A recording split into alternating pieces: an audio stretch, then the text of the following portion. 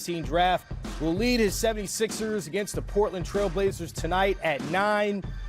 With that, let's welcome in the 76ers point guard. Ben, before the season, you said that you wanted to make sure you mastered your scoring around the rim, that you weren't going to attempt three-point shots until you did that. Well, you still haven't taken one this season, shooting 62% from the floor in the month of December.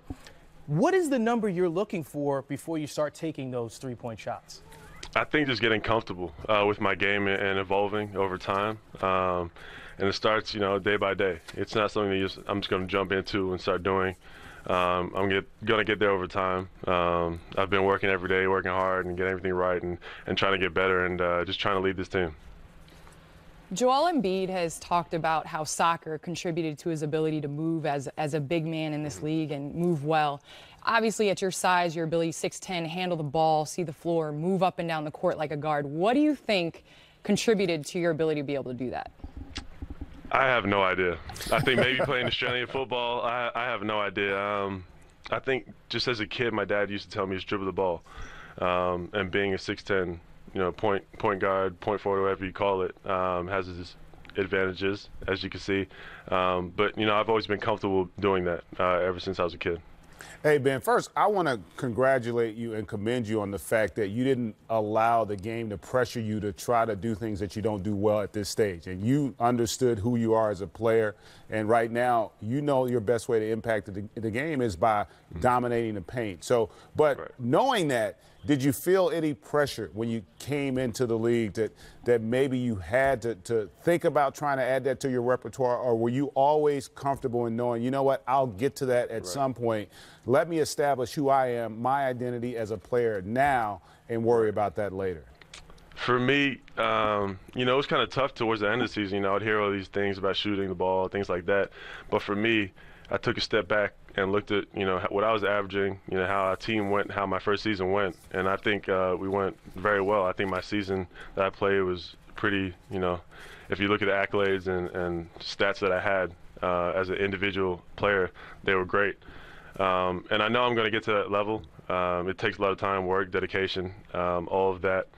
But for me, I think it's just playing the game, having fun, and trying to evolve and not worrying about the outside noise. And we have footage of you. I know you work on the three-point shot, and you're going to continue to put the time in there. But again, to your point, most young players, they tend to focus on their weakness and play to their weakness. You were unique in that regard, in my estimation, by coming in and understanding why you were the first pick. They didn't draft you to shoot threes. You weren't the first pick because of that. You were the first pick because of all those other attributes that your game has displayed over this year and a half that you've been playing the game. So from a coaching standpoint, your coaching staff, do they talk to you about that aspect of it, or do they want you to continue to be who you are and grow in that area?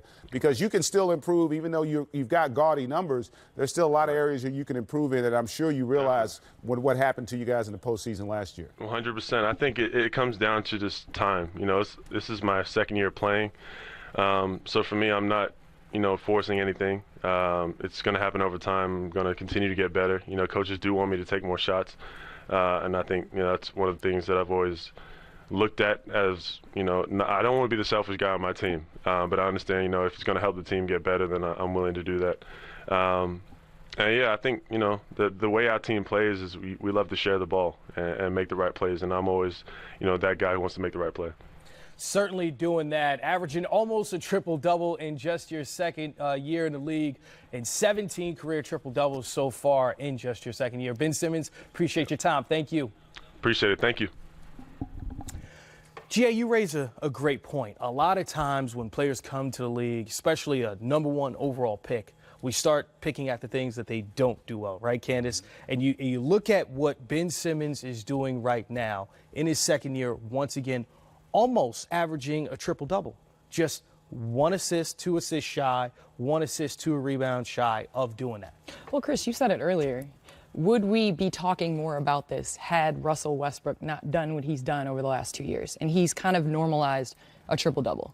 In this era, we've seen guys like LeBron James, like Russell Westbrook, like a Ben Simmons that can come out, even a James Harden, that can come out night in and night out and get their teams defensive rebounds, assists, and points. And, you know, he is 21, 22 years young. I think he might be younger than that. And we're judging a guy that is basically putting up outstanding numbers on what he can't do instead of what he can. He can get to the basket at will. And Philly is still trying to figure it out. I mean, they had a run last year in the playoffs, in the postseason, but they're still trying to balance how they're going to play Embiid and Simmons together. Yeah, and more importantly, I mean, his assists are down a tick, but everywhere else across the board, he's up slightly.